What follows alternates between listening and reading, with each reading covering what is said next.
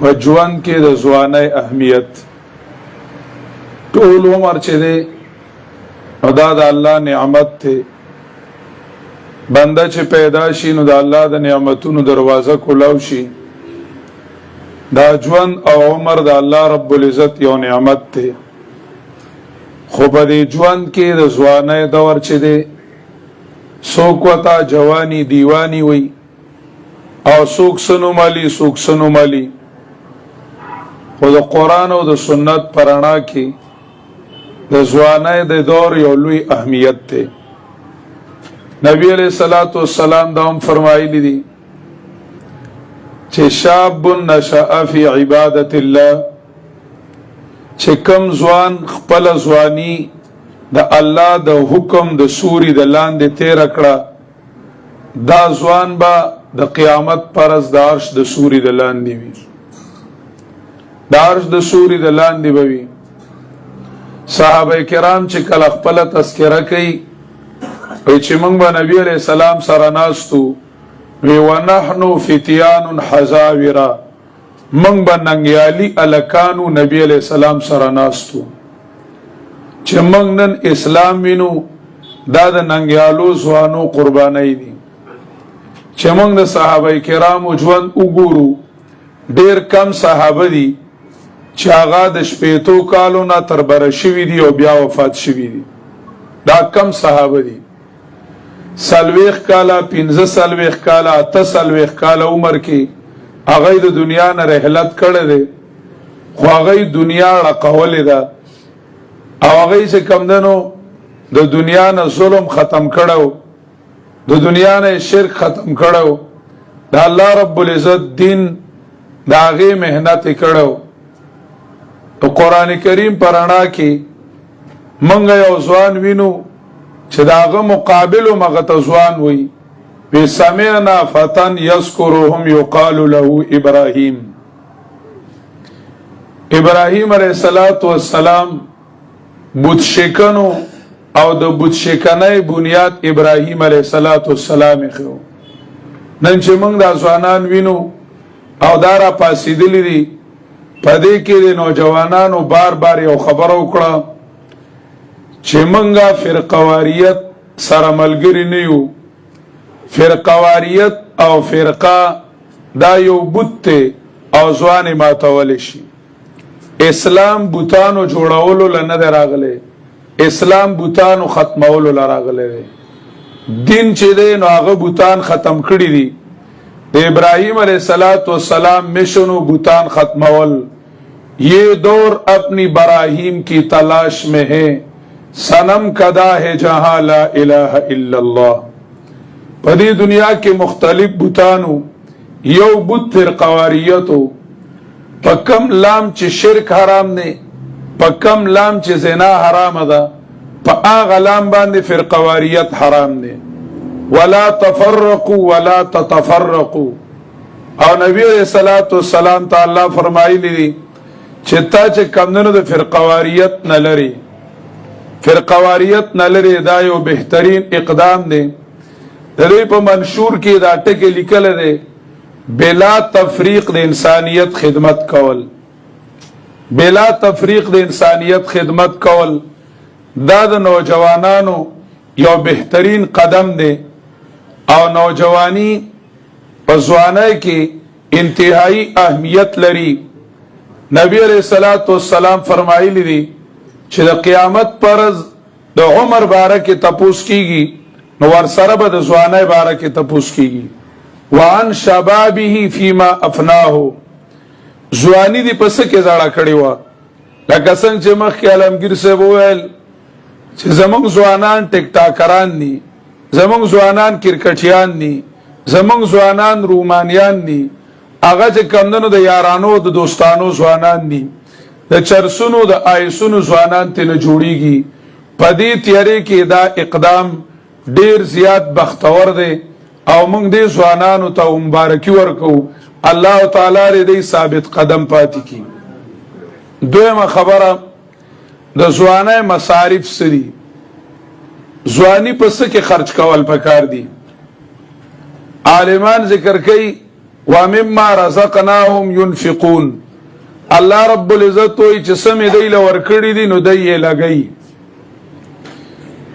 درې څلور غټ دولتونه دي چې الله بندله ورکړي دي او هغه لګول غواړي. هغه لګول غواړي. یو عمر دی، یو ځواني ده، یو مال دی او بل علم دی. دا څلور غټ طاقتونه دي او بنده سره دا څلور غټ دولتونه دي. دا د الله دپاره خرج کول پکار دي.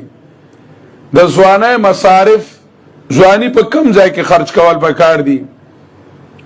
او چې ته ځواني خرج کوې، که د دین تعلیم کوې، که د دنیا تعلیم کوې، که مارکیټ چلای، دنیاوی خدمت سنا سبا خامخا کوي، که نوکری کوي، ملازمت کوي، دا ستا ذرایع دي، ستا مصرف څه دی، مقصد به ستا څه وي، ته به کوم ځای کې دا ځواني صرف کوې. د ځوانۍ د صرف کولو درې اهم ځایونه دي. یو اطاعت، بل خدمت خلق، او دریم خلافت. چې په دریو ځایونو کې ځواني خرج کا. یو د الله په حکم خرج کا. ځوانۍ کې طاقتونه ځواني د الله د حکم خلاف ورزۍ چانسونه ډیر وي، نو ځوان له د خپل ځوانۍ حفاظت پکار دی چې دا د الله رب العزت د حکم خلاف خرج نشي. قرآن مونږ ته شهزادګان ذکر کړي دي، ځوانان راته ذکر کړي دي، او هغه شهزادګانو د وزیرانو اولادو هغه د الله دین راواغست، د الله دین ته ودرېدل، هغه شهزادتوب قربان کو. چې کم سهولیاتو فیسیلیټیزو مراعاتو گورنر هاوس وزیر هاوس هغه قربان کو.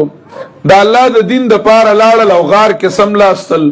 انهم فتیه آمنوا بربهم وزدناهم هدى.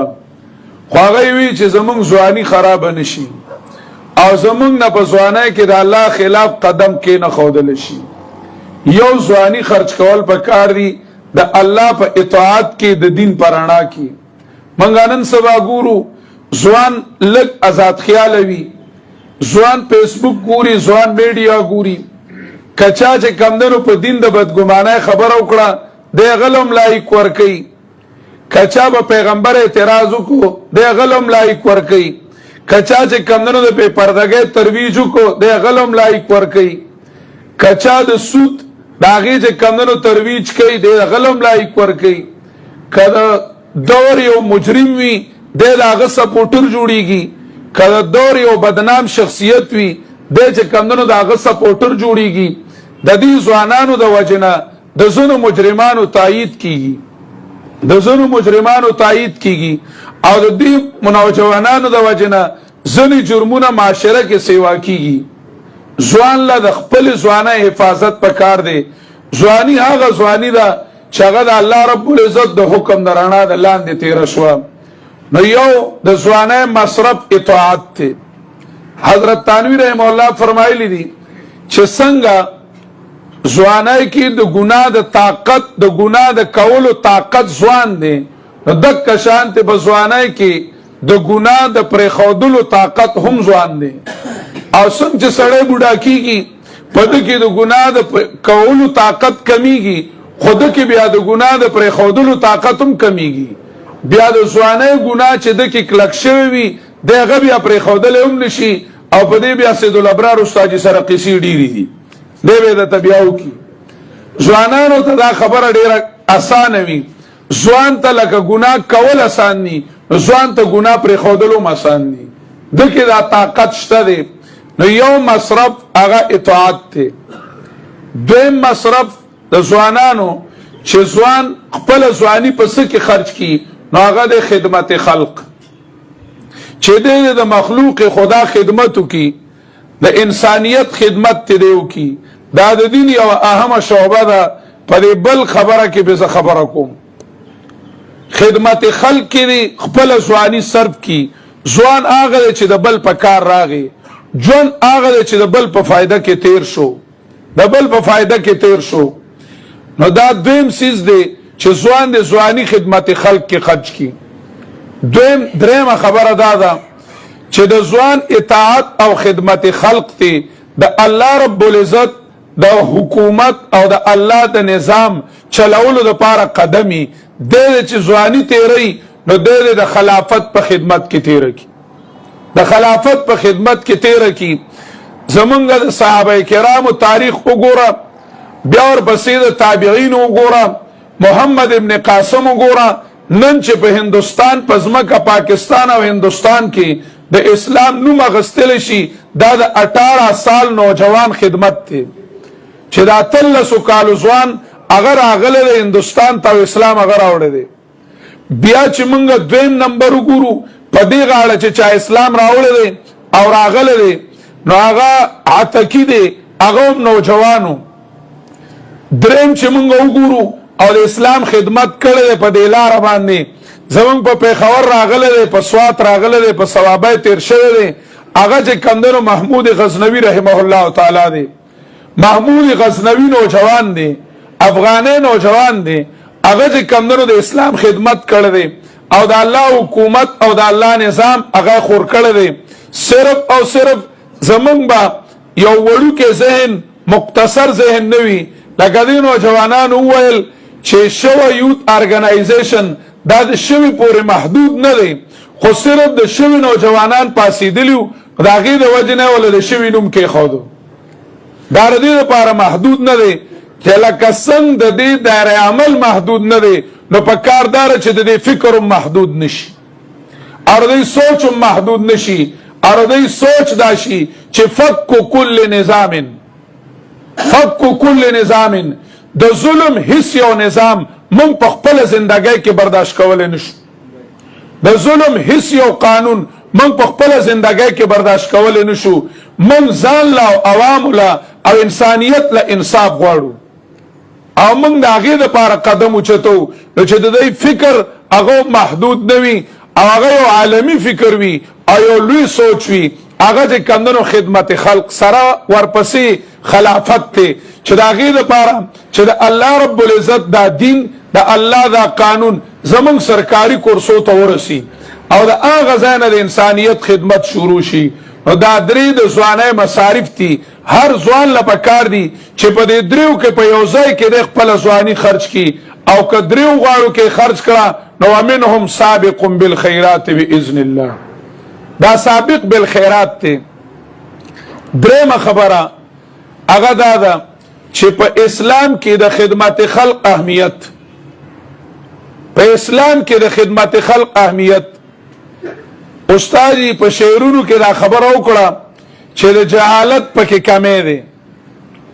یو لوی مصیبت دا دی چې د اسلام نه مونږ پوره اسلام نه ځان نه دی خبر کړی مونږ اسلام ډیر محدود کړی دی یا مونږ یا روژه یا څو احکامات دی کې مونږ اسلام محدود کړی دی د اسلام دویم نوم فطرت دی دویم نوم د انسان فطرت دی د اسلام دویم نوم فطرت دی د اسلام دویم نوم انسانیت دی انسان ته انسانیت خودل دا د اسلام دویم نوم دی اسلام مکمل ضابطه حیات ته د سیستم آف لائف او اسلام د مسلمانانو قانون نه دی اسلام د عربانو قانون نه دی اسلام د پښتنو قانون نه دی اسلام چې دی نو دا سوشل انسانیت د سالم انسانیت د پاره نظام حیات دی باغی کې مکمل منګه د اسلام نه خبر نشو نو که غیر مسلمه یورپ را پاسی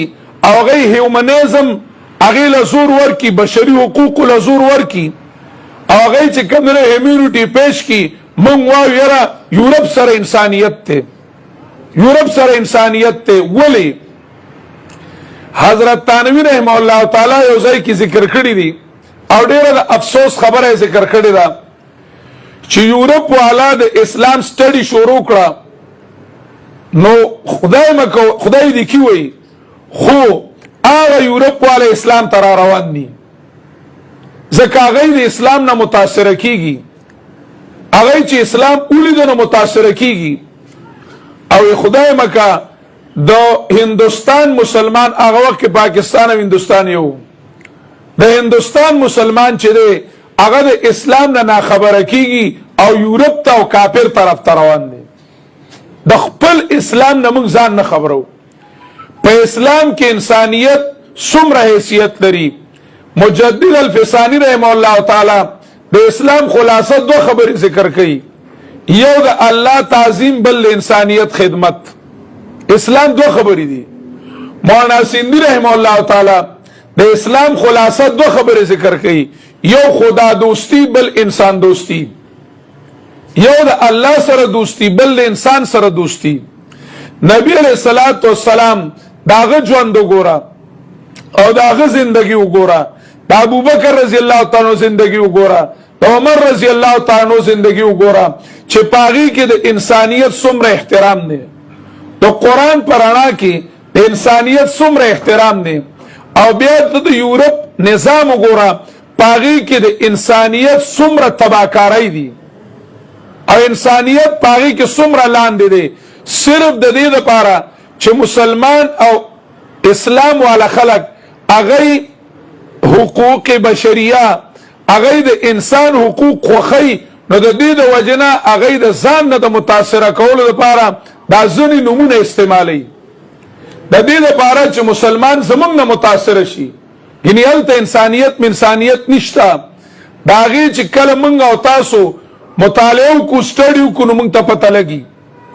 په اسلام کې انسانیت دویم نمبر دی. حضرت لاہوری رحمه الله تعالی یو ځای کې ذکر کړی دي که زما یو خپه د ریل په چوکټ باندې وي چې ریل په دروازه وي او خیجم، او بل خپه مې په ځمکه وي او دکه ټیم ما ته څوک ووایي چې د قرآن ما ته ووایه، وی په دې دویمې خپې اوچتولو کې به ورته زه ټول قرآن وامه، 2 ساعت کې به دته زه قرآن وام. وی د قرآن خلاصہ اور ناچور 3 خبری دی. اللہ کو راضی کرو عبادت کے ساتھ، رسول کو راضی کرو اطاعت کے ساتھ، اور مخلوق خدا کو راضی کرو خدمت کے ساتھ. دا قرآن لنڈا خلاصہ دا. قرآن کریم پہ انسانیت، سورۃ النساء پہ انسانیت راغلے دا، بقرہ یوئی سب پہ انسانیت باندے دا، سورۃ نور دے انسانیت پہ عزت باندے دے، سورت احزاب پہ انسانیت پانے دے، سورت حجرات پہ انسانیت پانے دے، سورت مجادلہ پہ سوسائٹی باندے دا او پہ نظم باندے دا. خو منگا دا قرآن نظام نہ خبرو، دا اسلام نظام نہ خبرو، داغی دا وجہ منگ تا مسئلہ جوڑے شی او بیا منگ دا غیر نہ متاثر شو. پہ اسلام کی دا خدمت خلق کے علوی اہمیت تے.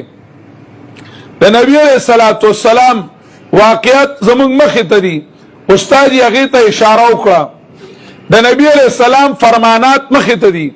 ما د نبی علیہ السلام روایت ویلو چې نبی علیہ السلام فرمایلی دي چې دا ټول انسانان چې دي، دا ټول انسانان بلکې الخلق، دا ټول مخلوق چې دی، نو دا د الله د پرورش د لاندې دي. دا د الله کمبه ده، دا د الله د پرورش د لاندې دي. نو په انسانانو کې الله ته محبوب څوک دی؟ هغه دی چې هغه د مخلوق خدا سره ښه کوي. د الله انسانیت او د الله د مخلوق سره ښه کوي، هغه الله ته محبوب دی. او نبی علیہ الصلوۃ والسلام فرمایلی دي او صحابي ورته وویل وی مل اسلام، اسلام سی؟ نبی علیہ الصلوۃ والسلام ورته فرمایل اسلام دې ته ویل کیږي چې پاغي کې سلامتیا وي، پای کې مخلوق له ډوډۍ ورکول وي، افشاء السلام، اطعام الطعام، والصلاة باللیل والناس نیام. نبی علیہ السلام ته اسلام څه شی دی؟ اسلام دا دی د مخلوق خدا سره ښه کول او الله د شپې راضي کول، د شپې الله رضا کول. نبی علیہ السلام وی اسلام سدی المسلم من سلم المسلمون من لسانه و یده. روایتونه ډیر زیات دي.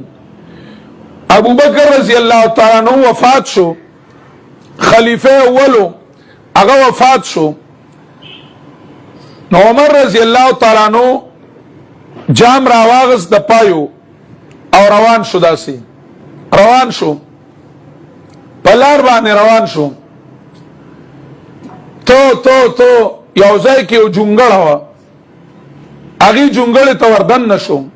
هلته یو ضعیف سړی پروت و، ضعیف سړی او دومره سخت بیمارو چې هغه سره چا خوراک کول نه غوښتل لکه طبیعت ته نفرت کو عمر رضی الله سوچ کو هو چې دی ابوبکر په پای راوغستل او په داسې براته ما وی چې د چت راځي دا د دې سړی له پای راوړل دې سړی له پای راوړل ناغه سړی ته پای کې خودل وټلاس ولا برابر کو اسکا او خرا هغه سړی په جړا شو وته ویلي خلیفہ مړ شو ابوبکر مړ شو ولي عمر وته وی تا ته سپاتو لګیدا هغه ته وی نن ما ته چا आवाज راک چې خورا وی ولي هغه بس چل کو وی هغه باندې پایو کې نوړا را واغستا په خپل خله کې به نرم کړه او بیا به مال په دې خله کې چولا او نن ما د چاوي چې خورا عمر په جړا شو وی ابوبکر دومره ګران قدم دی خیر چې دا به موږ څنګه سر ته رسو دا موږ څنګه سر ته رسو عمر رضی الله تعالی عنہ د دجلی په پل باندې په دریاب باندې د پاسه پولو پاغي پل کی سورو عمر رضی الله تعالی عنہ فرمایل کدی پل کی سورې دی او په دې باندې بیزه تیریږي او پاغي کې د بیزیخ پاون خطا او بیزیخ په ماته شو نو الله رب العزت په عمر نه تپوس کوي چې عمر تاسو خلیفہ وي تا د انسانیت څخه خدمت کړې ده چې تا د مخلوق څخه خدمت کړې د بیزی تپوس په الله د عمر نه کوي مونږ کې سهار ناشته وی قتل وی پلان کې نن مونږ کې نه ښکاری هغه یو ته درې مرز د بیمار دی ملګری ځان سره کوي ز چیزو تپوس لاړو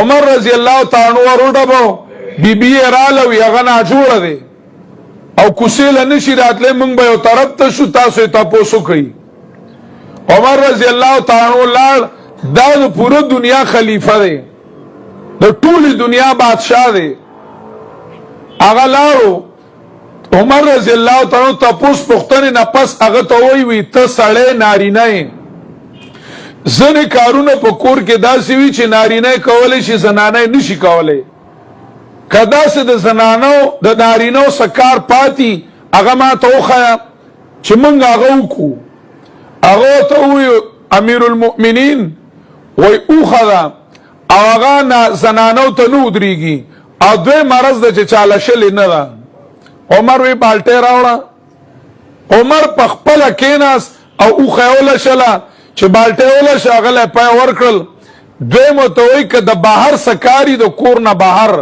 او د نارینه وی هغه ما ته وایا چې زه وکم هغه ته درې مرز د خشاک خلاص شوی د چانه دراوړي عمر جنوي سیده لاړو بازار ته پیټ پاندې واغز د خشاک پیټه په سر کو چې په سروي هغه ملګری ته نونی و هغه ته حضرت مال راکه کنه مال راکه زبه وړم هغه ته وی انما يسأل عن هذا يوم القيامه ابن الخطاب د قیامت پرزبا د ابن خطاب نه د دې باره کې تپوس کیږي ستانه بن کیږي زمانه به تپوس کیږي چې ستا په دې رعایا کې څه چل شوی دی نن زمون حاکمان د سکی خلکو لا د ریاست مطلب داوی چې د عوامو خدمت د سیاست مطلب داوی چې د عوامو خدمت او د عوامو حقوق عمر رضی الله تعالی عنہ په مصلی په منبر ولاړ د جمعې خطبه ویلا او ویل ایها الناس اسمعوا واطيعوا خلقو خبر اوريوم منيوم سلمان پاسید ولا ادرید ویلا نسمع ولا نطيع ندی اورو ندی منو هغه ته ولی په پرون د غنیمت صادره راغلی وي په خپل د دوه په سر کړی دی موږ له یو را کړل دی خپل زوی له आवाज ورکو وی بچی دل جواب ورکا زوی پاسید هغه ته وی سلمان کاکا جی وی صادر موږ له یو را کړی شوی دی خود بابا لنګس خاو او بل سیونه نو ما ته وی چې دا صادر د مال را کزبته لنګ وامه نو دا یو صادر د بابا خپل له دا یو زمانه سوالی غسته دی هغه ته وایي سلمان وایي اوس وایه نسمع ونطیع، موږ به دې منو او موږ به دې اورو. د انسانیت خدمت د اسلام نه خلق زده کوي. د علي رضی الله تعالی عنہ وصی دی زین العابدین، د علي رضی الله تعالی عنہ وصی دی چې کله وفات شو 3 مرض ده، یو کور والا په جړا شو. چاته ولي وای مونږ وی چې مونږ کړه د شپې دا وړو سوک راړي او زمونږ دا لوخي منګي د وبونه سوک ډکې. دویمه شپه ده چې نن هغه وړو سوک نه راوړي او هغه لوخي تشتي. مونږ ته پته نه و چې دا زین العابدین کوي. د شپې په اوګو باندې وړا غستل او غریبانانو کروي ورچول، غریبانانو کروي ورچول. اسلام خدمت خلق خودل دی او دنیا ته چې کندنو نمونه خودل ده. په اسلام کې د دې ډېر اهمیت ته. کم کارونه چې هغه سړی په بیان نشي کولای هغه په خدمت باندې کولای شي. په خدمت باندې زړونه ګټل کیږي، زړونه ګټل کیږي. نو په اسلام کې د دې لوی اهمیت ته. الله دې زمونږ نوجوانانو عوامو ټولو سره د انسانیت فکر پیدا کی. یو خبره ده، سلورمه خبره، د انسانیت خدمت کول د الله د رضا لپاره، د الله د رضا لپاره دا عبادت ته. دا عبادت ته. د انسانیت خدمت کول د الله د رضا لپاره دا څه شی دی؟ عبادت ته. خو پدې مولانا سیندی رحم الله تعالی خبره کړې ده، پدې خدمت انسانیت ذلیل کول نه دی پکار. زما په خبره پوه نه شو. پدې خدمت په انسانیت ذلیل کای نه. زمونږ ځینې ادارې هغه خدمتونه کوي، خدمتونه کوي، نو انسانان په قطار ودري، زنانه په قطار ودري. پدې سره د هغه خوونه خرابېږي او پدې سره ذلیل کیږي. کتا سره لکس د تعاون دی، هغه یو څه اول تکي چې کمندنو کېک ده الته کېک ده، بس هغه له ورکا حواله کا نه ویډیو تاجت شته او نه د هغه چې کمندنو قطارونو لګولو تاجت شته. کدا سره ډیر سدي نه یو غریب له کاروبار روان کا. دا د انسانیت په خپل خپو ادرول. دا چې کله وی احساس پروګرام نه، کله وی بل پروګرام نه، او زنانه چې کمنو په قطار درولې دي، دا خو د انسان ذلیل کول دي او دا غي خوونه خرابول دي، دا غي خوونه خرابول دي. سبا ماشومان هم ولاړي، ماشومان به چې کمنو هم ولاړي. نو پدې کې دا خیال ساتل پکار دي چې انسانیت ذلیل نشي. سلورمه خبره ده چې منګ او تاسو دا دار تنظیم ملګرو ته کوم چې کوم د شیوا یوت ارګنایزیشن ارکان ني، اس یو تحریک په امانت او دیانت نه بغیر نه د کامیاب شوه. د خیانت او د دروغ مزه ډیر لنډي، شو به ډیر وي خو مزه ډیر لنډي. ځنې تحریکونو شروع شي، شور او شغب زیاتی، خوا ختم شي، نوم ناموس ختم شي، غیر څه ختم شي. وجه داوی چې هغه کې امانت او دیانت نوي، امانت او دیانت نوي. دو نسخې د خپل ځان د کامیابی لپاره او د خپل تحریک د باقی پاتې کولو لپاره چې زمونږ تحریک باقی نور نوجوانانو ته شي پاتې شي، دا غیر لپاره دا دو نسخې ضروری دي، امانت او دیانت. امانت مطلب دا دی چې کوم عہده او کمال دنه درکړې شو، دا اومنه چې د قیامت په ورځ به زمانه د دې باره کې تپوس کیږي. دا ما سره زما ذمہواری ده. ان الله یأمرکم ان تؤدوا الامانات الى اهلها. کمال در درکړې شو، علماء پکشتا الحمدلله د زکات مصارف جداوی او د عام صدقات جداوی، د دې احتیاط پکار وی.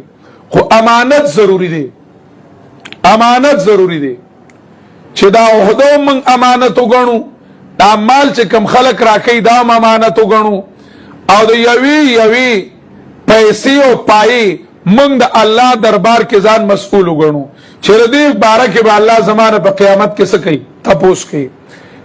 مال ګران کار دی او بیا اجتماعي اموال هغه ساتل او ځای ته رسول ګران کار دی، خو همت مردا مدد خدا چې الله رب العزت چاله وس ورکی او بنده همت وکړي نو الله مدد کوي، الله مدد کوي. نو یو امانت ضروری دی، دویم دیانتداری ضروری ده، یعنی دا خپل هر یو کار د دین پرانا کې کول.